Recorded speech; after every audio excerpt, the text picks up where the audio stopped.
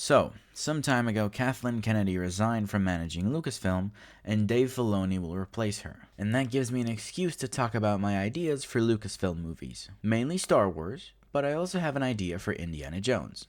Let's begin. Star Wars Riot.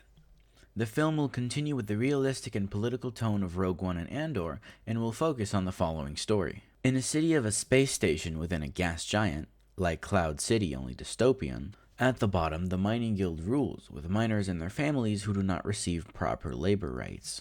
And at the top there is commerce. The miners themselves are politically identified with the separatists from the era of the Clone Wars, but not those of the strong corporations and Count Dooku, but rather from the weak planets that joined the separatists to achieve independence from the Republic. The station provides fuel for the Empire's fleet.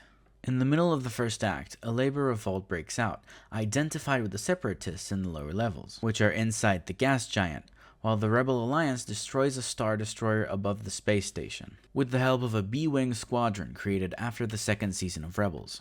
The Rebel Alliance lands soldiers on the upper levels of the station, and then throughout the entire second act, the garrison soldiers, who begin to be killed one after the other, are forced to guard a strategic point in the station that connects the upper levels under the control of the rebels and their supporters to the separatists from the lower levels. Let's move on to the next film. Obi-Wan Kenobi, the movie. The film will cancel the canon of the Obi-Wan series and present a story that is similar in certain points and different in others. So Obi-Wan leaves Tatooine to apprentice with the wheels of the Force to learn how to be a Force ghost, but he accidentally touches one of the wheels, which creates a shockwave throughout the galaxy that every Force user strong enough feels. So Vader sends his favorite Inquisitor and his secret apprentice, Starkiller, to kill Obi-Wan, and he sends along with Starkiller 10 soldiers of clone commandos. Starkiller wants to take revenge on Obi-Wan and the Jedi because he thinks the Jedi betrayed them, and that is why his father died when he was a baby.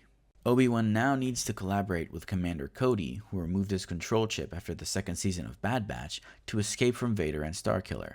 Let's move on to the next film. Indiana Jones, and a name I haven't decided on yet. A prequel of Indiana Jones during World War I.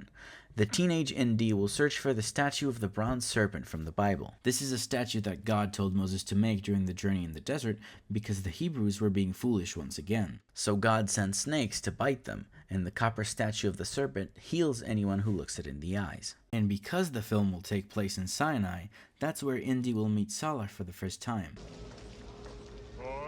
British tar is a soaring soul. And finally, Abner, Marion's father, will appear. Let's move on to the last project I have an idea for, the Rakata trilogy. The trilogy will be about the infinite empire of the Rakata race, a cruel and force-sensitive race from legends that became canon thanks to Andor. The first film is about force-sensitive people who are enslaved by the Rakata to operate their weapon, and they manage to escape and establish the Jedi Order. The second film is about the war against the Rakata, and the third film is the fall of the Rakata.